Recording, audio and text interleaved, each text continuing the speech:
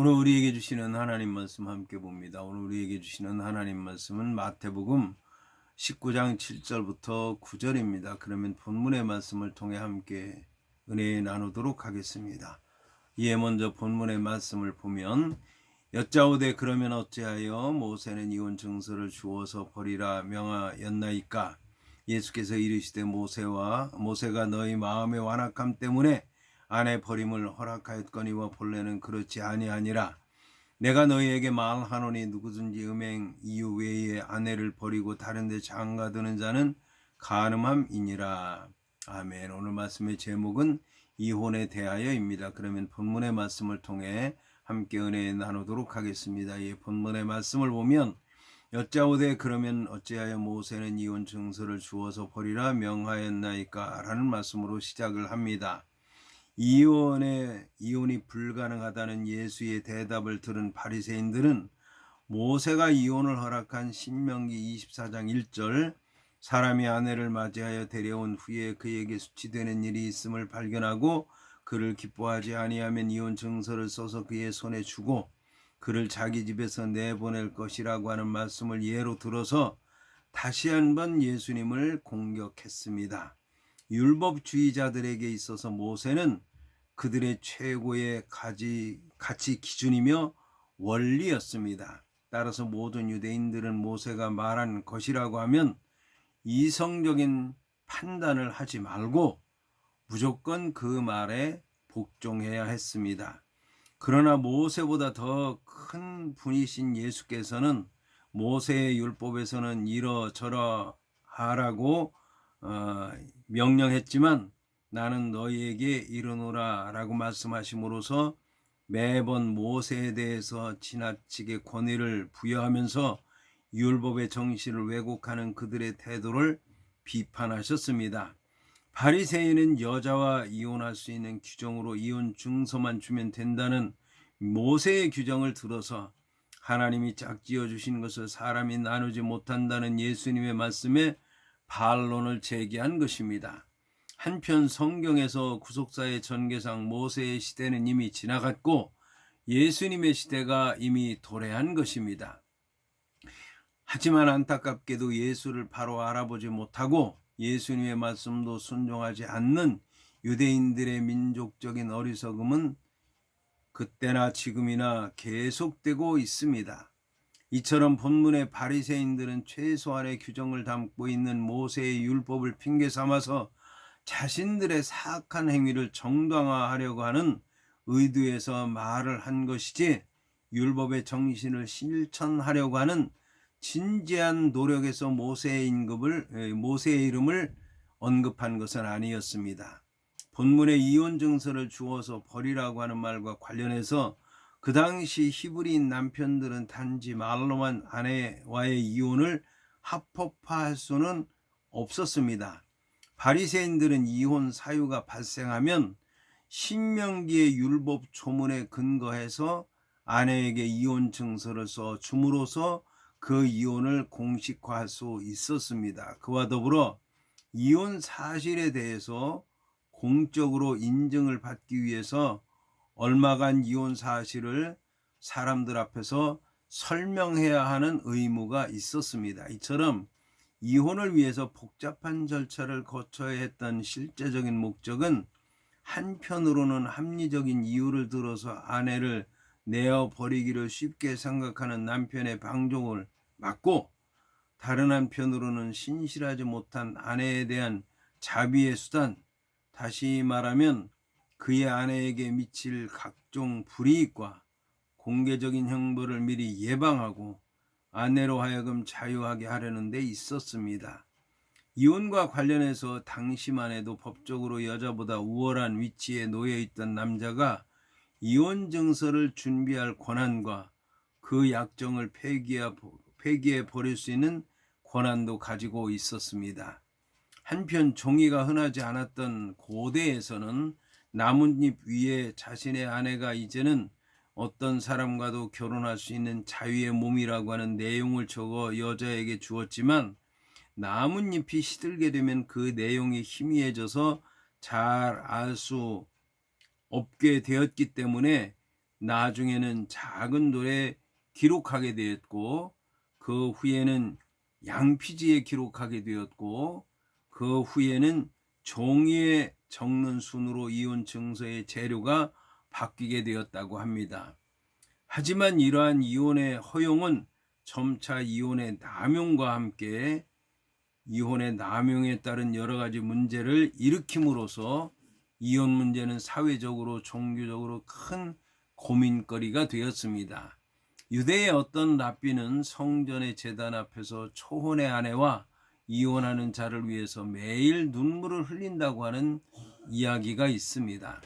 이어서 본문은 예수께서 이르시되 모세가 너희 마음의 완악함 때문에 아내 버림을 허락하였거니와 본래는 그렇지 아니하니라고 말씀하고 있습니다. 여기서 마음의 완악함은 거칠고 잔인해서 완고한 마음, 말라붙은 마음이란 뜻으로서 인간의 타락한 마음을 반영해 주는 말입니다. 바리새인들은 하나님이 마련한 결혼법을 지킬 만큼 순수하다거나 신앙적인 열정을 지니고 있지 않았습니다. 그 대신에 오히려 바리새인들은 아내를 내쫓기 위해서 심하게 학대하거나 살해할 의사까지 가지고 있었던 것입니다.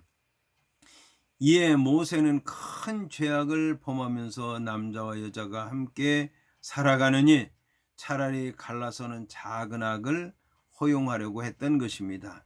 모세는 이혼을 적극적으로 인정한 것이 아니라 소극적으로 묵인하고 허락한 것이었습니다. 따라서 허용된 이혼을 빌미로 해서 아내를 내버리는 것은 작은 악을 스스로 인정하는 수치였던 것입니다. 본문의 본래는 그렇지 아니하니라고 하는 말과 관련해서 에덴 동산에서 하나님이 친히 정하신 결혼법에는 본래 이혼의 허용이나 그 가능성에 대해서 전혀 말씀하지 않고 있습니다. 그런 점에서 모세는 아내의 수치되는 일에 해당하는 에르와트 다바르를 보았을 경우에 반드시 이혼하라고 명령한 것은 아닙니다. 다만 이혼을 허용한 것뿐입니다. 이혼은 결코 창조주 하나님의 완전하신 뜻이 아닙니다. 따라서 이혼이 성립될 것인가 말 것인가의 여부에 관심을 가지고 있는 바리새인들의 기본 입장은 옳지 못한 것입니다. 이혼은 모세에 의해서 허용된 중립적인 것이 아니라 이혼 자체가 이미 사람의 완악한 마음의 상태를 드러내는 것이기 때문입니다. 따라서 이혼은 본래의 하나님의 창조 질서, 다시 말하면 남자와 여자가 한 몸을 이루는 상태를 파괴하는 것입니다. 이것이 바로 이혼에 대한 모세의 본래적인 생각일 것입니다. 따라서 본문은 내가 너희에게 말하노니 누구든지 음행한 이유 외에 아내를 버리고 다른 데 장가드는 자는 간음함이니라고 말씀하고 있습니다.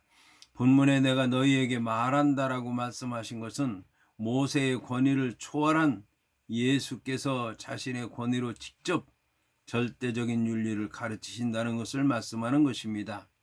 본문의 음행이라는 말의 헬라어는 포르네이아입니다.